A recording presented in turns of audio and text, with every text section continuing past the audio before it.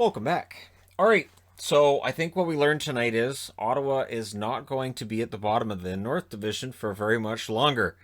But there were 6 games on tonight. We have 7 games tomorrow. The weird thing is there's 2 games that start at 2 o'clock my time tomorrow, and then the last game starts at 6:30.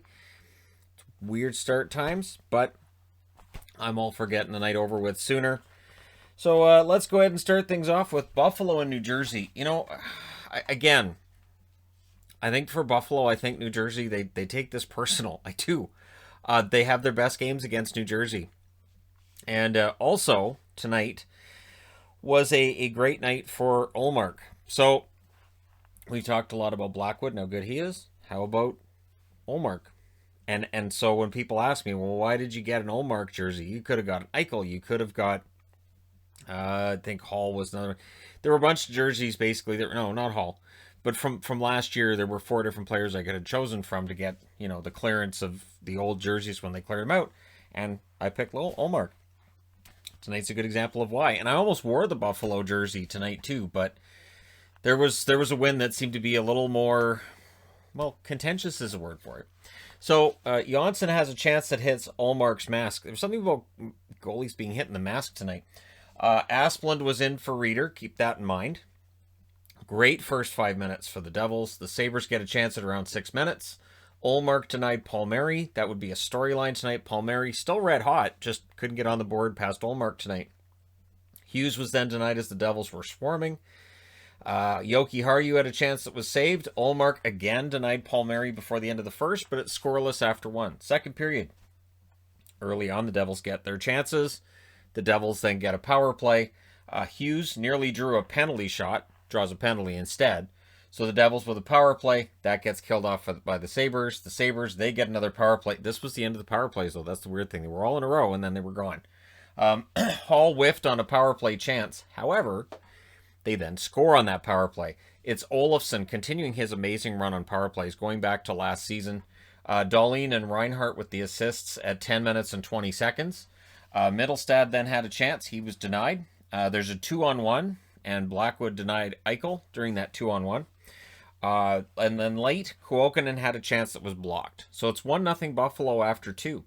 Third period, early press by the Devils. Kulikov had a chance that was stopped, and then so did Hischier. So basically Ullmark earning his paycheck in that third period. Sheahan then had a chance that was stopped, but Asplund would score. Keep in mind, he's in for Reeder. He scores from Reinhart and Eichel at 5:16, so Reinhart with a couple of assists. And then Cousins. Cousins gets on the board. Hall and Stahl with the assists at 6 minutes and 50 seconds. That makes it 3-0. Devils get a little bit ornery when they're down 3-0.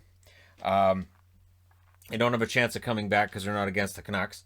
The Sabres had a chance for Dahlin that was stopped. They pull the goalie with 3 minutes left. Power play for the Devils makes it 6-on-4, and they'd score. Gusev from Subban and Zacha at 19:32, but you're down by 3 with a minute left. You're basically just trying to break the shutout. And then an empty net goal right before the buzzer. Eakin, it did count, from Okposo, makes it 4-1. For Buffalo, 6-8-2. For New Jersey, 6-6-2. And these games against Buffalo hurt. Losing these games against Buffalo makes a huge difference. Instead of being 8-4-2, you're 6-6-2, right? So the shots in this one, New Jersey outshoots them 15-12 in the first. Buffalo outshoots New Jersey 13-6 in the second. And then in the third, the shots were 21-12 for New Jersey. Very offensive game. Final shots 42-37 in favor of the New Jersey Devils. Both teams had 2 power plays. Buffalo was 1 for 2, New Jersey 0 for 2. Ullmark, 41 saves on 42 shots. Blackwood, who was very good as well, 33 saves on 36 shots. Both teams pretty happy with their goaltenders tonight. Moving along.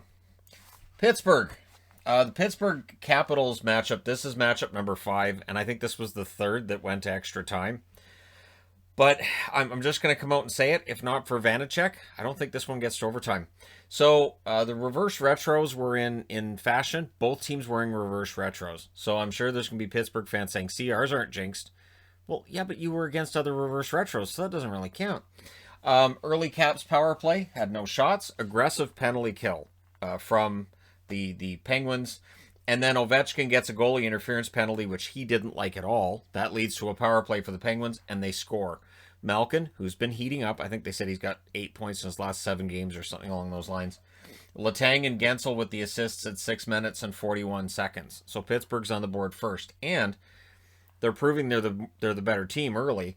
They're up 8-3 in shots 9 minutes in. Caps get a power play, but both teams were blocking out well at that stage, where there wasn't really a lot of chances from right in front of the net. Penguins make a late push, but they emerge from the first period with a 1-0 lead. Penguins press 3 minutes into that second period, and then it's Panik scoring to tie it. Chara and Carlson with the assists at 4:38. The shots halfway through this period were 8-5 for Pittsburgh. They were 20-11 overall in favor of Pittsburgh. Again, it's tied on the scoreboard, but this is Vanacek keeping it tied. And then the lead for Washington. Sherry scores from Kuznetsov at 13:18. But don't get comfortable, because seconds later, it's Gensel from Marino at 13:40. That tied up the game, and it kind of took the wind out of the sails of the Caps right there. The Penguins were very good in that second period. The score won't tell you. Highlight reel chances for both teams after that goal. Power play for the Penguins then. And Ovi with a nice big hit on Marcus Patterson during this game. But we go to the third period tied at 2. Tight checking, third. Not a lot of shots. In fact, 5.5 minutes in, Washington had the only shot of the third period. So this was very back and forth, keep him to the outside kind of game. Zucker then went down and got hurt. He would exit the game. I haven't seen how long he's going to be out, but you would think it's going to be probably for a while. Aston Reese missed high. Aston Reese actually took Zucker's spot on that line. Penguins press. Caps were defending well against Crosby. Crosby had his chances, though. So we go to overtime. The Penguins had the early puck control. Orlov had a chance that went wide. And then it's Bluger to Kapanen at 1:43.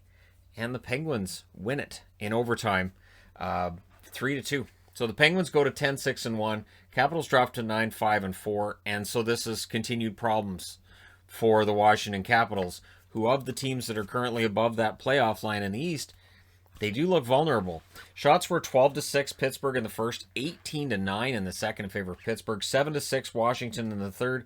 Just the one shot in the overtime from Pittsburgh, the shot that matters. Final shots 37-22 in favor of Pittsburgh. Power plays, Pittsburgh 1 for 2, Washington 0 for 2. Jari saves 20 out of 22 shots, continues this nice solid run he's been on. Vanacek saves 34 out of 37. And how many more games is it going to be until Samsonov's going to be in? It can't be that much longer, I would think. Next up. So, Chicago and Columbus games are insane. These games are, it feels like every game these teams have is just crazy. And tonight they amped it up. And for Chicago, like, I look at shootouts and I say, all right, so it's a skills competition. But Chicago, it just feels like these guys are on a run. And at a time where they were expected to be rebuilding, they're not. So it'll be really interesting to see what they do at the deadline. I can't see them selling guys off at the deadline if they continue to play like this. So the Cannon jerseys were on for Colorado or for Columbus. I don't think their jerseys have been quite the curse that the reverse retros have been, but yeah.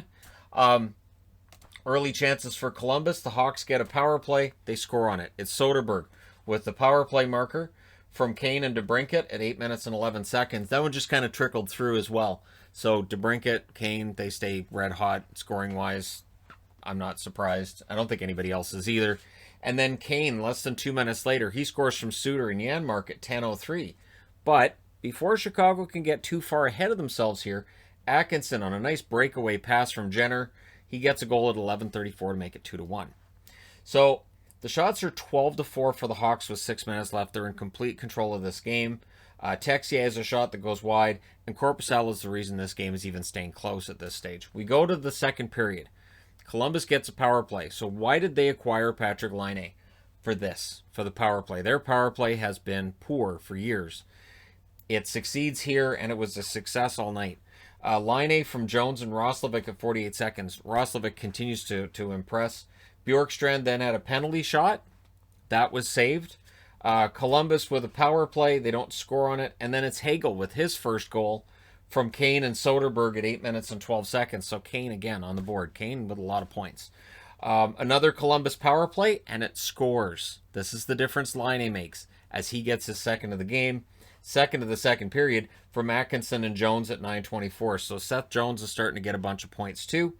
The Hawks would then get a power play. They don't score on it, but before the period's out at 15:05, Kubalik scores from Keith and Soderberg. So Soderberg with a goal and 2 assists before the end of the second period. Not too shabby.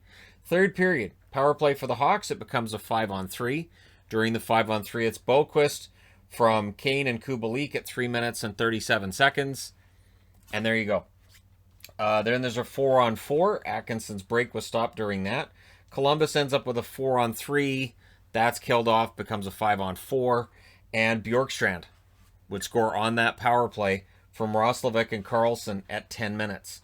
So it's 5-4. Columbus is close until Bjorkstrand scores again from Line A at 16 minutes. And he sought out Line A after that goal, thanking him for the helper.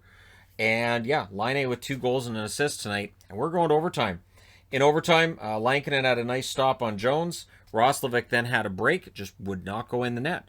So some opportunities for Columbus. They outshot Chicago badly, but we go to the shootout. In the shootout, the winners scored by DeBrincat. So Chicago wins it in the shootout 6-5. They go to 10-6-4. Columbus drops to 8-7-5. Those overtime loss points are really starting to add up for them, and that could very well be what cost them that playoff spot. So the shots in this one were 17-5 Chicago in the first, 12-11 Columbus in the second, 8-5 Columbus in the third, and in the overtime 5-1 Columbus. Final shots 34-30 for Chicago. Lankinen saves 25 out of 30. Korpisalo saves 29 out of 34. The power plays, Chicago goes 2 for 4. Columbus 3 for 4. That's why you get Line A. You get Line A, so your power play goes 3 for 4. All right, moving on. So there was some controversy tonight. And the announcers definitely discussed the goal. But I'm going to say this. The Montreal Canadiens should not be in a position where they need to score with 2 seconds left in a game against Ottawa. When you look at their records, Montreal's supposed to be up here, and they're just not right now. So early, Batherson scores from Stepan and Zub at 1:36. It was the second shot, and it's a 3-game goal streak for Drake Batherson. So Ottawa's up right away. Sens, Habs, both teams throwing hits early on. The shots were 6-3 for the Senators, 6 minutes in. So again, it's a slow start for Montreal against Ottawa. The Habs were out of sync. Power play then for the Senators. And who scores? Brady Tkachuk from Batherson and Stützle at 9:57. So Tkachuk's heating up. Stützle's getting on the board. Batherson with 2 points already. Power play then for the Habs, which was 0 for 7 in their previous 5 games coming into tonight. And tonight, it was 0 for again. So this is 6 straight games they don't have a goal in the power play. It is starting to cost them again. Tkachuk then had a fight with Sherratt. So Tkachuk was in a relatively good mood. Weber from Evans is then a goal that takes place at 16:03. But at the end of the first period, there's a penalty against Montreal, so the Senators are starting the second period on the power play. And then there's 101 of a 5-on-3 because Weber takes a 4-minute penalty for a double minor for a high stick. So Montreal's really pushing themselves as far into that corner as possible. Tkachuk lost a tooth or teeth or parts of teeth. His face was all bloodied too. He tried to come back out on the ice while he was still bleeding. The referee stopped him, and then what I noticed was, because he was like, I don't need a mouth guard, because look, my teeth are already all buggered, so whatever. And then I noticed like maybe 30 seconds into the shift, he just puts his mouth guard in and came out on the ice. And I thought, I know what you're doing. He's probably still bleeding, but if he's got the mouth guard, it's not gonna escape. And he's not going to get called out by the referee. So I don't know how much blood he was swallowing, but ew. All right, Price then robbed Stützle. The 5-on-3 ends, but during the 5-on-4, there's a power play goal. It's Brandstrom, his first NHL goal, so that's huge for Ottawa. White and Connor Brown with the assists at 3:41. That made it a 3-1 lead. But it's Ottawa, so you know that lead may not be secure. Sure enough, Drouin scores at 4:52. They then mentioned that Stepan has an upper body injury. He won't be coming back into the game, so they're without Stepan. And keep in mind, they've been trying to trade him. So if he's going to be out for any period of time, we'll see if that's submarined any hopes of him getting traded before the deadline. Weber then scored from Dano and Kulak at 10:06. That's his second goal of the game. He wouldn't get the hat trick, but they said he had a hat trick in the past. So that's still the only hat trick he's got in his career.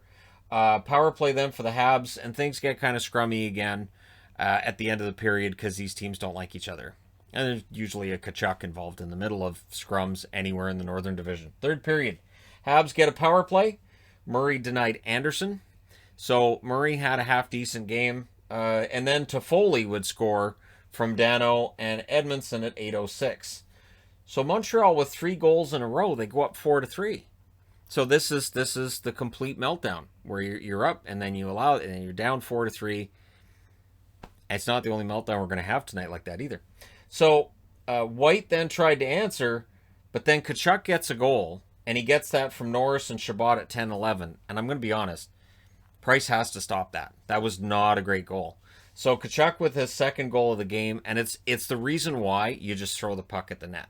It's the reason why some teams just throw the puck at the net, because every now and then one of those is going to go in.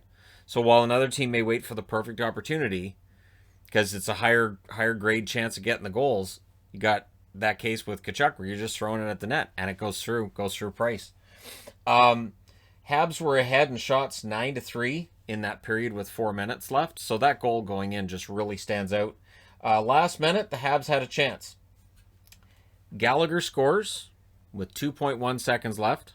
Or well, I think it was 3 when he got it, but they said no goal, and they said goalie interference, no goal, and they went over it and they reviewed it, and I kind of agree with the call. And I mean, the announcers were back and forth on it. The announcers themselves on TSN were saying, well, maybe not. And then they said, yeah, it'll probably come back for goalie interference, and it did. Gallagher's already been interviewed after the game. He does not agree with the call, because of course he doesn't. That's kind of how sports work. Of course you're not going to see a guy after a game going, yeah, my goal got taken off board. Boy, am I ever glad about that. That's just not how that works. The competitive spirit means you may look at that and say that should count. You're not objective with that. Because again, to me, I totally understand why they took it off the board. We go to overtime. In overtime, Price stopped Stützle, and then he denied him again. Stützle's looking skyward. They even said he was probably swearing in German at that point. Toffoli then had a break. That was denied as well, so we go to the shootout. And it's like a Hollywood movie at this point. Stützle and Norris, they had never taken a shootout attempt before tonight. They both scored. They're both 1 for 1. They can retire now. They have 100% shootout opportunities. Take that, UC Jokinen. And they scored on Carey Price. It's a storybook as storybook gets. So Ottawa wins this one 5-4 in a shootout. They now go to 6-14-1, so they have 13 points. They're 6 points back of the 6th place team. It can happen. It can absolutely happen. For Montreal, they dropped to 9-5-4, and this one hurts. They're now 1-2-1 against Ottawa this year, and that hurts. You want to see your team against Ottawa at least 3-1, considering that's the team in the division that's at the bottom. You should have a better record against them. So we'll see how Montreal does from here. Shots were 14-13 Ottawa in the first, 10-8 Ottawa in the second. Montreal kind of wakes it up in the third, outshooting them 12-4, and then outshot them 3-2 in overtime. Final shots were 39-36 for Ottawa. Price saves 35 out of 39. Murray saves 32 out of 36. Power plays, Montreal 0 for 3. Ottawa 2 for 4. That's really the story tonight. One team had a power play, the other didn't, and the team with the power play was Ottawa. Their power play doesn't suck. And you're seeing the maturation before your eyes of guys like Tkachuk, Batherson, Norris, Stützle, and Brandstrom with his first goal. Things look pretty good. That being said, Montreal, a little bit concerning, because if Calgary gets hot, like, they don't have to worry about Vancouver and Ottawa, really. But if Calgary gets hot, that could be a problem. That being said, I do need to change boards.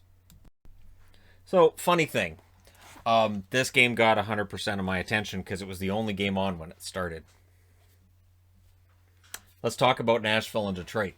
Early chances for the Wings were getting blocked. The shots were 2-2 through 5 minutes. And my first thought was, is Nashville going to play down to Detroit again?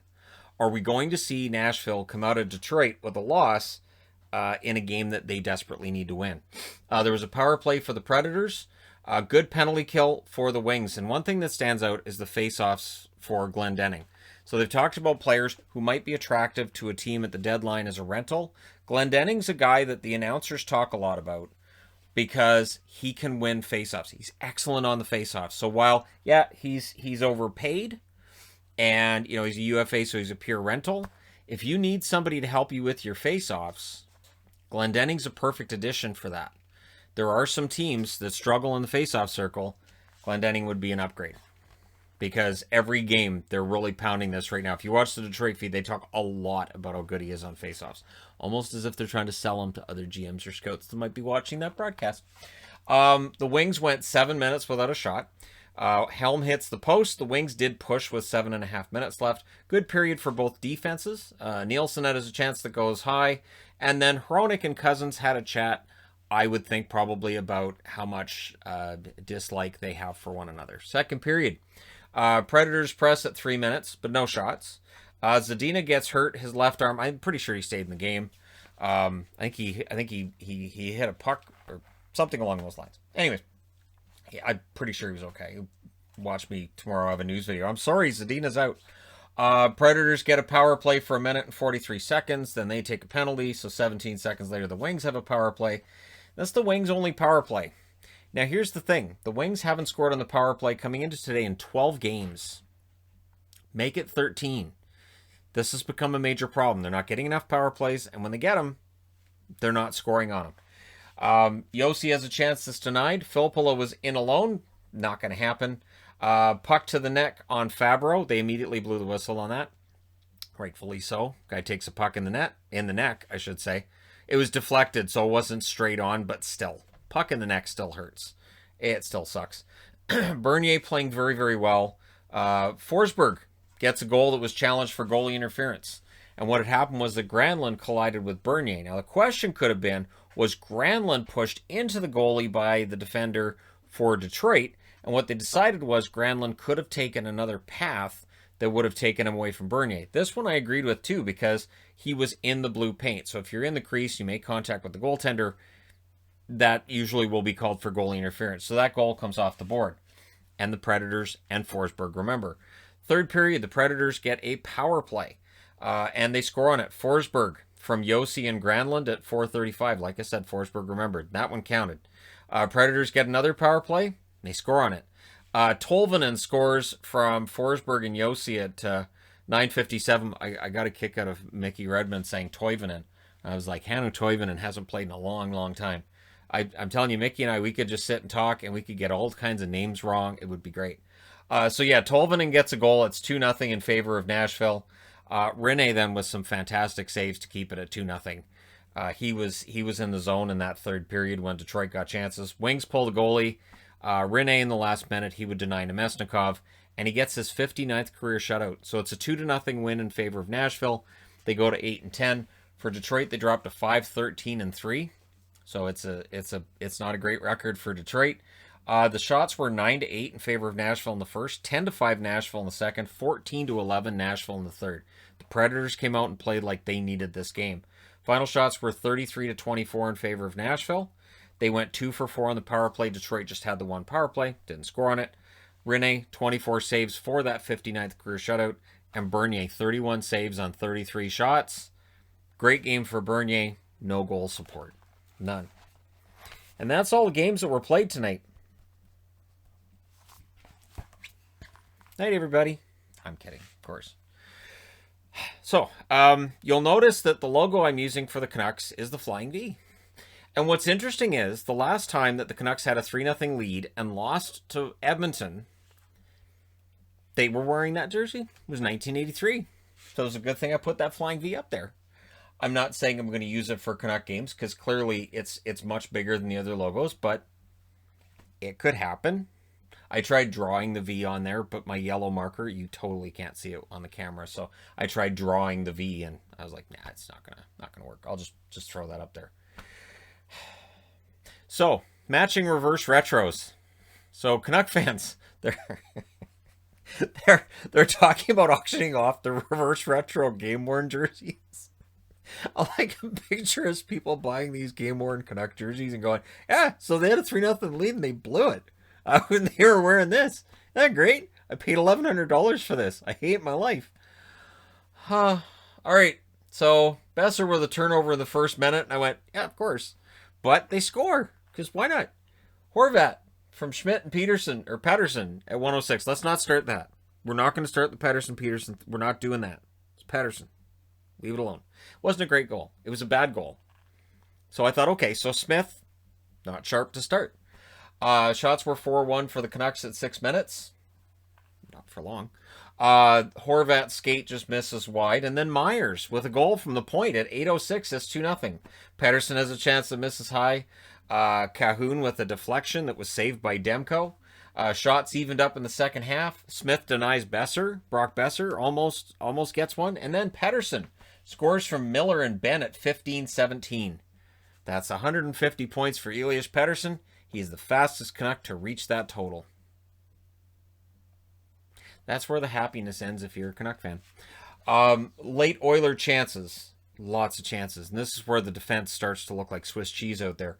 Cahoon scores from Yamamoto and Draisaitl at 18:43. Now, in the last minute, the Canucks get chances. But after that third goal, Smith just kind of shut the door. He saved 24 in a row. He was great. Second period, early McDavid chances denied. And I put up here, Canucks need to watch the fast breaks. It's McDavid and Draisaitl, man. Like, these guys are mega stars, two of the best players in the entire league. McDavid is arguably the best player in the National Hockey League. You've got to lock down the defensive side of the game. Gaudette, snake bit, had opportunities, snake bit in this game, obviously. He's having a rough go of it, and there's word that he may be on the block. Demko stops a chance from Draisaitl. Ryan Nugent-Hopkins has a chance that went high. Ennis with a high stick. The Canucks get a power play. The Oilers killed it off. They get a power play then themselves. Demko stops Puljujarvi. Pettersson gets tripped, so the Canucks go to power play number 2. And a lethal 2-on-1, which was McDavid and Draisaitl. Schmidt made the stop on that. Beautiful play. And then Antoine Roussel said, I want to be in the highlight package too. You want to score a goal? No, I'm just going to be in the highlight package. So he decided to drop the gloves and start punching Puljujarvi in the face. He takes a penalty because Puljujarvi didn't punch him back. The interesting thing is, and this was brought up by Shorthouse, is that, you know, he drew blood because he's bleeding. But since you draw blood with the fist, it's a 2-minute penalty. If you did it with a stick, it's 4. It is weird, isn't it? Right? So it's still injury, isn't it? I don't know. Honestly, I don't know if I'd rather be punched to be bleeding or hit in the face with a stick to be bleeding. I think I would have accepted a punch or a stick to the face to avoid watching the third period of this game, because we all kind of saw it coming. If you follow me on Twitter, I totally told you I saw this coming, because, you know, Ryan Nugent-Hopkins hits the bar, and that's one of those lucky breaks where you're like, okay, be careful, and they weren't. Oilers power play again, and that's playing with fire. Canucks killed it, but the Oilers were still buzzing. And then a bar for McDavid. Now, it's not in, but the referee blows the whistle to check. You're not supposed to do that. You're supposed to let the play keep going if you don't think it was in, and there was no horn, there was no light. Like, it was just, I want to go over and check. Okay, but it wasn't a goal, and for the Oilers, they were choked because they had the Canucks pinned down. They were tired, and they couldn't get a line change. And so, yeah, and then what set that up was Roussel coughing up the puck, because 2 wrongs make a right. See, I made up for punching Puljujarvi in the face by coughing up the puck, therefore nullifying the first bad play I did. They didn't bench him. Third period. Cahoon scores from Draisaitl and Yamamoto at 55 seconds, and all I wrote under that is flat Canucks. They're ahead 3-1, third period, in a game they desperately need to win, and they came out flat. This was a team that came out and right out of the gate. There's no confidence. There's no swagger. There's no structure at this. It's just the Oilers. That's that. Roussel then, he continues to be the highlight bonehead in this game. That's what I put on the board, because there were a couple of things he did in the third too where I'm like, I don't know what he's doing out there. I don't know why he's out there. Smith saved it with his mask. Smith again was excellent after the first period. Edler with a penalty, because of course it feels like it's the same storyline with every game. It's just what order. It's like watching the Titanic out of order. You're still sinking. So the Oilers get their third power play, and you can't do that. You can't keep giving the Oilers power plays because eventually it's going to kill you, and it does. McDavid scores from Draisaitl and Chase on at 4:23, and it's a tie game. And then McDavid hits the crossbar. So, like, this is just ridiculous because that Nugent Hopkins hits the crossbar, McDavid hits the crossbar, and at some point you're like, Canucks are gonna, they're gonna fight. It's gonna happen. This is gonna, no, not really. Momentum's all Oilers. The Canucks get to the net at the half, but again, Smith got his confidence back. The Oilers are playing better defensively. There were some rushes for both teams. One team had McDavid, the other didn't. Roussel jumped on early and there was no call. He almost took a too many men in the ice call. And I swear, that's one of those things where when you're watching Canucks feed of a game, and the Canucks announcer's like, well, Roussel jumped on early. Well, they didn't call that. So they had too many men. Like, seriously. Smith then stopped a Gaudette chance, and then it's Ennis from Larson and Kara at 13:25.